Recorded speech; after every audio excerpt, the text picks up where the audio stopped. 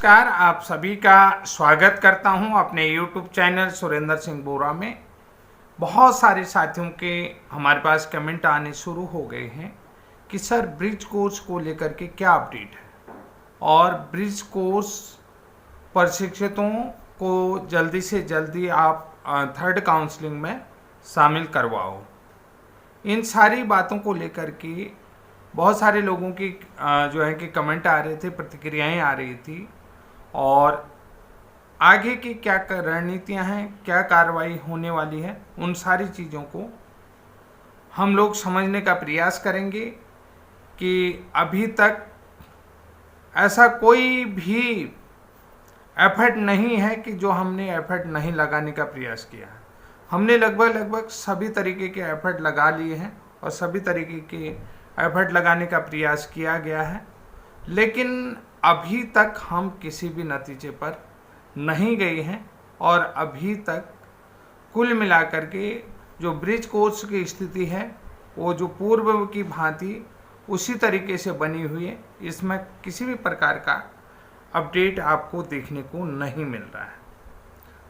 पूर्व में जैसा जब कोर्ट में लगातार सुनवाई हो रही थी तो आप लोगों को दिख रहा था कि आज पॉजिटिव हो जाए या कल पॉजिटिव हो जाए, ये संभावना लग रही थी। लेकिन फिलहाल अभी ब्रिज कोर्स को लेकर के कि भर्ती प्रक्रिया में शामिल होगा या नहीं होगा, इसको लेकर के काफ़ी लंबी लड़ाई आपको लड़नी होगी। ये स्पष्ट तौर पर मैं आप लोगों को अपने वीडियो के माध्यम से बता रहा हूँ, क्योंकि सबसे पहली चीज़ मैं आपको बता देता हूँ कि कोर्ट के माध्यम से जो माननीय जस्टिस ने सरकार से काउंटर मांगा था, अभी तक किसी भी काउंटर को लेकर के ना तो पॉजिटिव जवाब आया ना ही नेगेटिव आया, अर्थात काउंटर को लेकर के किसी भी प्रकार का कोई जवाब नहीं आया है, चाहे वो एनसीटी का हो या चाहे जो है एनआईओएस का हो या जो है राज्य सरकार का हो। तो ये बहुत बड़ी बात है। अब देखिए, काउंटर का जवाब दिलवाने के लिए जितने भी लोग जो अलग अलग समूह के माध्यम से माननीय उच्च न्यायालय नैनीताल में याचिकाकर्ता बने हैं, उनको अपने स्तर से प्रयास करने होंगे। अपने स्तर से अगर वो प्रयास करते हैं, चाहे वो शिक्षा मंत्री से मिलें, चाहे वो सचिवालय में मिलें, या जो है कि सभी लोग मिलजुल करके करें कि सरकार को कन्विंस करने का प्रयास करें, क्योंकि विभाग को कन्विंस करने का प्रयास करें और शिक्षा सचिव को निदेशक को, इन सभी को कन्विंस करने की ज़रूरत पड़ेगी। इसके लिए जो भी समूह है उस समूह का एक अपना डेलीगेशन उन लोगों के पास जाए और वो जो है कि कहे कि साहब हमने इन नियमों के अधीन ये प्रशिक्षण प्राप्त किया है और इसमें जो है कि माननीय कोर्ट ने जो है कि माननीय न्यायालय ने एनसीटी से, एनआईओएस से और शिक्षा विभाग से, यानी कि गवर्नमेंट ऑफ उत्तराखंड से जवाब मांगा है। तो इसमें आप लोग जो हैं कि हमारे जो डेलीगेशन टीम है वो आप लोगों को बताएगी कि क्या है और क्या होने जा रहा है। इन नियमों के तहत आप जो है कि हमारी जो कोर्ट में याचिका है उस याचिका का जवाब आप दें।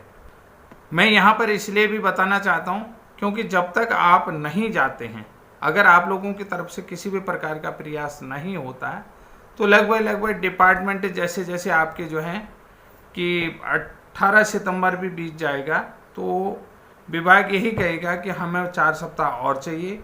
उसके बाद 4 सप्ताह जब वो डेट चलेगी तो विभाग फिर एप्लीकेशन देगी माननीय कोर्ट को कि हमारा 4 सप्ताह और चाहिए।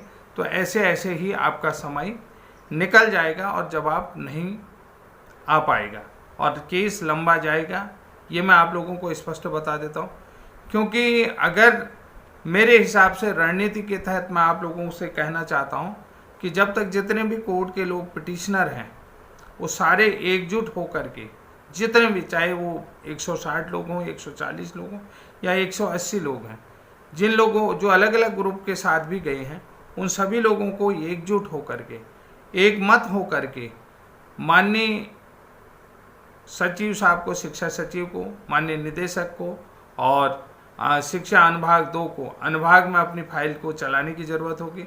अनुभाग में जो है कि अपनी बातों को रखेंगे, जिस कारण से कि हो सकता है आप लोगों के लिए कुछ पॉजिटिव निकल करके आ जाए।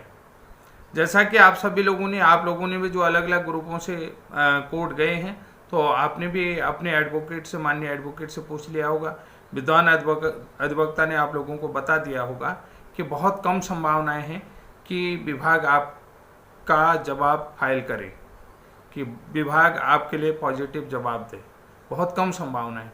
तो यहाँ पर ये कम संभावनाओं के लिए आपको क्या ही की ज़रूरत है? देखिए, यहाँ पर आपको टूटने की ज़रूरत नहीं।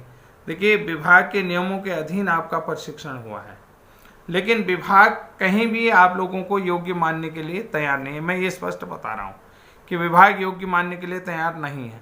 तो भाई, जब अब यहाँ पर सवाल ये आता है कि कोर्ट तो आप लोग चले गए हैं, पैसा भी आपका खर्च हो रहा है, समय भी आप लोगों का खर्च हो रहा है, तो आप लोग जो है कि मिलकर एकजुट होकर के अपनी रणनीति बनाइए और वहाँ पर चाहे शिक्षा सचिव हों, शिक्षा मंत्री हों या शिक्षा मंत्री के निजी सचिव हों, तो इनको आप लोग कन्विंस करने का प्रयास करें। और कन्विंस के साथ साथ कोर्ट का जवाब भी अगर जो है कि सरकार दे दी तो कुछ हो सकता है, चाहे कोर्ट में जवाब पॉजिटिव हो या नेगेटिव।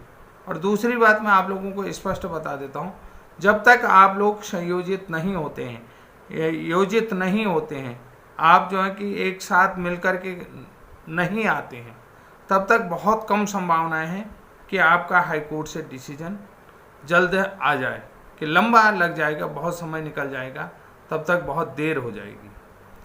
और अगर आपको ये भी बता देता हूँ, एक पल के लिए आपके माननीय हाई कोर्ट आपके हक में फैसला दे दे तो सरकार कहीं न कहीं आपके अगेंस्ट खड़ी है, क्योंकि आप लोग सरकार के अगेंस्ट कोर्ट में गए। आपने जो है कि नियमावली को चैलेंज किया, 6 मई 2024 की नियमावली को चैलेंज किया है, तो सरकार के अगेंस्ट आप लोग कोर्ट में हैं और सरकार कोर्ट में अपने अगेंस्ट पॉजिटिव जवाब बिल्कुल भी नहीं दे सकते हैं, ये आप स्पष्ट समझ लीजिए। तो आप पॉजिटिव जवाब लेने के लिए आपको क्या करना पड़ेगा? आपको अपने युद्ध स्तर से तैयारी करनी पड़ेगी। युद्ध स्तर से तैयारी करने का मतलब है हर सचिवालय के अंदर, हर विभाग के अंदर आप लोगों को अपनी बात रखनी होगी। आपको जो है कि शिक्षा सचिव को भी कन्विंस करना पड़ेगा, आप शिक्षा मंत्री के निजी सचिव को भी कन्विंस करना पड़ेगा, और शिक्षा मंत्री को भी कन्विंस करना पड़ेगा, निदेशक को भी कन्विंस करना, और जो वहाँ की विधि सेल है जो है कि निदेशालय की, उस विधि सेल को भी आपको कन्विंस करना पड़ेगा। जैसा कि आप लोगों ने देखा होगा कि मेरे साथ भी वही हुआ कि वहाँ का जो विधि सेल है वो पूरी तरीके से हावी था, मुझ पर डोमिनेट कर रहा था। तो उस डोमिनेट करने के लिए जो है कि मैंने एक के बाद एक जिस तरीके से प्रशिक्षण करवाया गया था, उस प्रशिक्षण की सारी चीज़ें करवाए। अब दूसरी बात देखिए, हर व्यक्ति जो है हर तीसरे दिन देहरादून नहीं जा सकता है, अलग अलग ग्रुप एक साथ कार्य कर रहा होगा, तो कभी न कभी किसी ग्रुप का भी सदस्य देहरादून पहुंचेगा, तो निश्चित रूप से सचिवालय में अपने स्तर की बातें रखेगा। और जैसा कि हमने अपनी एक एप्लीकेशन के माध्यम से सचिव साहब को कन्विंस कर लिया था, पहले सचिव साहब बिल्कुल हमारी बात सुनने को तैयार नहीं थे, शिक्षा सचिव रविनाथ रमन जी की बात कर रहा हूँ, सुनने को तैयार नहीं थे। बाद में उन्होंने कहा कि हमारे साथ आप फोटो भी खींच लीजिए, यहाँ तक की बात हुई। जो मेरे साथ अपने कुछ लोग थे, उन लोगों को प्रत्यक्षदर्शी के तौर पर गवाह है इस बात का कि उन्होंने सुना। तो इसलिए जो है कि मैं अभी जो चीज़ समझ रहा हूँ कि कोर्ट के काउंटर का सरकार फाइल करे, एनसीटी फाइल करे, एनआईओएस करे, तो यहाँ पर जो है काफ़ी लंबी प्रक्रिया है। अब आप लोग देख सकते हैं, आप लोग अगर संयोजित होते हैं कि बहुत जो भी लोग हमारे याचिका करता हैं, तो मैं याचिकाकर्ताओं से एक बार पुनः कहता हूं कि जो हमारे प्रदेश अध्यक्ष जी हैं, पुनः जो भी किसी भी ग्रुप से गए हैं, प्रदेश अध्यक्ष जी से वार्ता जरूर कर लें। कि देखिए, मैं वीडियो के माध्यम से हर चीज़ आपको नहीं बताऊंगा, ये बात भी मैं आपको स्पष्ट कर देता हूं। जितने भी बीएड ब्रिज कोर्स प्रशिक्षित अभ्यर्थी माननीय हाई कोर्ट में याचिकाकर्ता बने हैं, तो वो हमारे अध्यक्ष जी से संपर्क कर सकते हैं। तो यहाँ पर मैं अपने कोषाध्यक्ष जी का नंबर एक बार बोल लूँगा और आप लोग दें, 98 97 66 0741। ये हमारे विपिन भंडारी जी का नंबर है, इस नंबर पर आप हमारे अध्यक्ष जी से कॉल कर सकते हैं, अध्यक्ष जी से पूरी राय मशवरा ले सकते हैं कि अगर आपको आगे अपनी इस याचिका को सफल बनाना है, इसमें सफल जवाब लाना है, तो इसके लिए आप सभी लोगों को एकजुट होने की ज़रूरत है। जितने भी ब्रिज कोर्स प्रशिक्षित नैनीताल हाई कोर्ट में याचिका करता है, उनको अब एकजुट होने की ज़रूरत है। इसके लिए आप हमारे कोषाध्यक्ष 98 97 66 0741 इस नंबर पर संपर्क कर सकते हैं। इस नंबर के माध्यम से आगे की रणनीतियां तय कर सकते हैं। आगे की रणनीतियां क्या होंगी, उन सारी चीज़ों को आपको समझने की ज़रूरत है। आगे की रणनीति में देखिए कैसे आपको चीज़ें अपने हक में करनी है। इस नंबर के साथ जुड़ करके ही, एकजुट होकर के ही आगे की लड़ाई लड़ी जा सकेगी, क्योंकि हम लोग 113 लोगों का ग्रुप है, कुछ लोगों का 20 लोगों का ग्रुप है, कुछ लोगों का 10 लोगों का ग्रुप है, कुछ लोगों का 8 लोगों का ग्रुप है, कुछ लोगों का 9 लोगों का ग्रुप है। इस तरीके से अलग अलग ग्रुप में गए हैं। तो उन ग्रुप वालों से निवेदन करता हूं कि भाई अगर आप जीत चाहते हैं, अगर केस को जीतना चाहते हैं, अगर सरकार को अपने फेवर में करना चाहते हैं, तो आप सभी लोगों को एकजुट होकर के बीएड ब्रिज कोर्स की लड़ाई लड़नी होगी। और जो लोग आज कोर्ट गए हैं, कल को ये भी कहेंगे कि हम लोग देहरादून गए थे, तो हम लोगों ने जो है कि उन लोगों को सूचना नहीं दी कि हम अपने स्तर से करते हैं। बहुत सारे लोग जो हैं कि जो अन्य ग्रुप के साथी हैं, किसी ग्रुप लीडर के माध्यम से कोर्ट में गए होंगे, तो फिर वो यही कहेंगे कि अगर हमें इस जानकारी मिल जाती कि सरकार हमारे फेवर में नहीं है, पॉजिटिव नहीं है हमारे लिए, तो हम अपने स्तर से तैयारी करते, विभाग को कन्विंस करते, मंत्री से मिलते, नेता से मिलते या एकजुट होकर के लड़ते।